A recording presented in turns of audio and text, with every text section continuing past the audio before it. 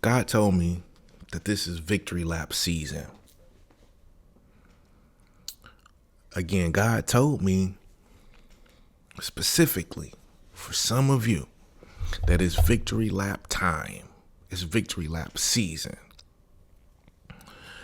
And it brought this story to mind. There was this legendary band director.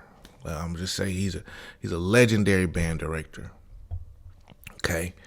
And he took a program that was in bad condition, and he took that program and he brought it up to national prominence.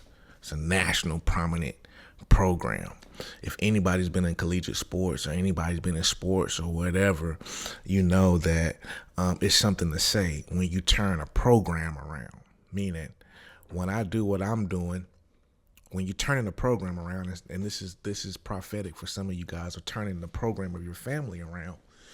When you turn a program around, then that means going forward, that program will never be the same. A lot of times, if you've ever really turned a program around, people, as time goes on, start to forget that program ever sucked. But this was a legendary band director, and he had brought this band up to prominence, and they would go from state to state, city to city, travel all around the world. They had been built up to prominence at his hand, under his direction. And as he was coming to the end of his career, there was a particular season where, when you looked at the schedule of where they was going to have to travel, they was going to be hitting all of their major competition. See, if you ever look at a football schedule, every year you don't play the people that you hate. Some years you don't play the people that you hate for real. Some years y'all skip them and you got to come back to them next year. But when he sat down and looked at his schedule this particular year, everybody that he had an issue with throughout his career was on that schedule. We got so-and-so over there in Texas in February. We got so-and-so in Louisiana in January. We got so-and-so in September. I mean, the whole schedule chock full of flights and events. And this band director made it his mission that every place he went, he was going to squash his opponent. Pow, pow, pow, pow. And he ended up being in some legendary battles this year. Big battles that particular year. Big competitions that particular year. And he knocked them all out. Okay. And then, when it came to the end of the year, he announced his retirement. Shortly after he announced his retirement, he passed away. Now, I ain't saying that it's time for you to pass away. It may be time for a version of you to pass away, and that's okay. But what I'm saying is, this is the Victory Lap Tour. This is the time. And after he passed, thank you. After he passed away, everybody referred to it as, hey, that was so-and-so Victory Lap. He did all that during his career, and he went around one more time to make sure everybody knew what was up, and he passed away off this earth. And for many of you, this is the Victory Lap. And I was forced to, cause that term was resonating in my head so strong, so tough. I was forced to do research on what is a victory lap. Where did that term even come from? It actually is a NASCAR term. There was a NASCAR guy, Polish American guy. I don't want to slaughter his name. But after he won this particular race, he stopped and went around the track reversed, counterclockwise. as his victory lap, and they coined that term after him. And this is what's happening with you, is you going back around one more time to let everybody see and bask in your victory. I don't know what that means for you, but I gotta give it to you. See, when an athlete or team achieves a significant victory, they may take an additional lap around the track or course to bask in their success, to receive acknowledgments from the spectators and the fellow competitors. This tradition allows the victor to enjoy the moment and celebrate their achievement before officially, I want you to hear this, before officially concluding the event. And God said, just cause this your victory lap don't mean the event is over. See, don't be like your enemy who took the victory lap too soon.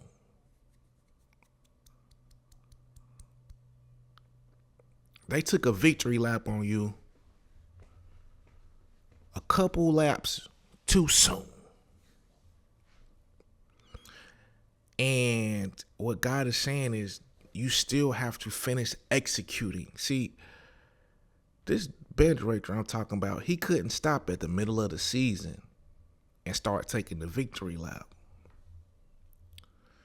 He couldn't put his mantle down in the middle of the season because all the competitors didn't get to see him yet. And God is saying, this is your victory lap season, but that you still have to show up for the battles. Again, God is saying, this is your victory lap season, but you still got to show up to the battle. You still got to show up to the fight every day like the season not over.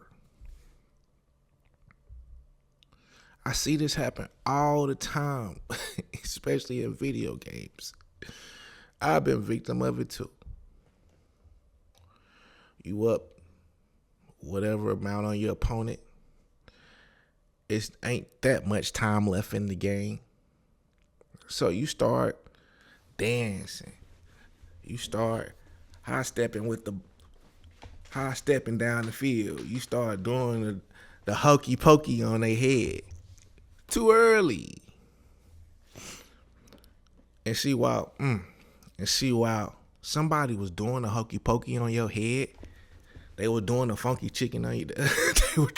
Oh my God, God just showed me so vividly. They was trying to do the funky chicken on your head and high step in the end zone, and they laughing and kicking. You came by and smacked the ball out their hand. Floop. Psych.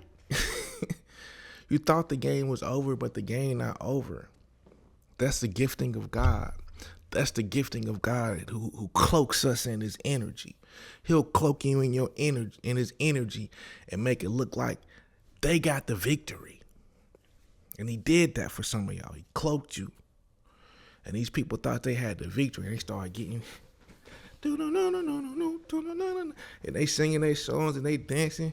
I'm so sorry. Daddy. Hey man, I don't know why all these shot jock jams came to my head, man. But it wasn't over yet. And God don't want the same thing to happen to you. You got the victory. Man, gosh, this is leading me to something else. You got the victory. I heard this in a message yesterday and it hit me like a bat. You hear me? He said, you have the victory, but you still have to do the work to get your stuff back.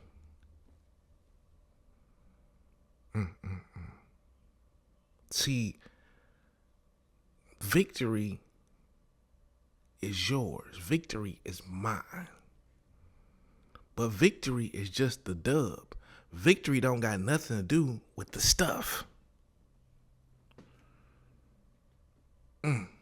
You can win and people never give your stuff back.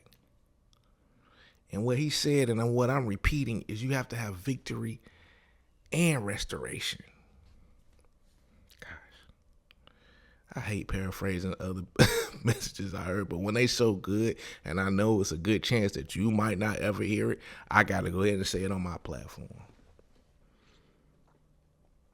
He said victory and restoration.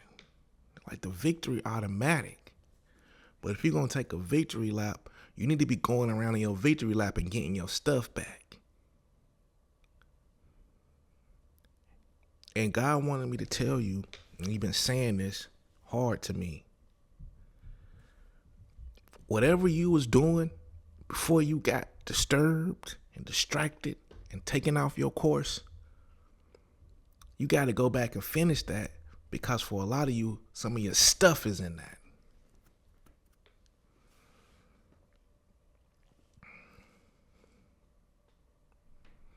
And I'm going to give myself an example.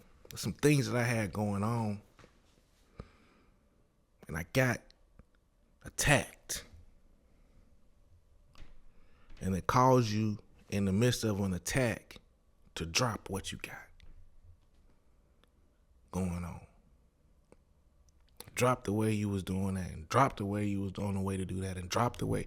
You got to drop everything and fight. But now what God is saying is, pick up your weapons. That stuff was still valuable that you was doing. It still had its place. And your spoils of war, your reward is going and getting your stuff back. Meaning, going and doing the things that you already was set out to do. See, some of us got stopped on the job and created new sources of income, and God's saying, yeah, you can keep that source of income, but go back and get that other stuff too. Yeah, you lost that car, but you had to get a new one, but God is saying, go back and get that and do that, and wherever you was working on, go and work back on that. This is the victory lap, but we don't want just victory. We don't want to just stomp on the devil's head. You know what I'm saying? That's not enough. If you stomping on the devil's head, but your pockets is empty. I got to be stomping on the devil's head and still have my territory. I don't want to just be, I don't want it just to be a moral victory. I don't want it just to be a dub that lifted our spirits. Where the check? Where the trophy? Where is the stuff? Peace.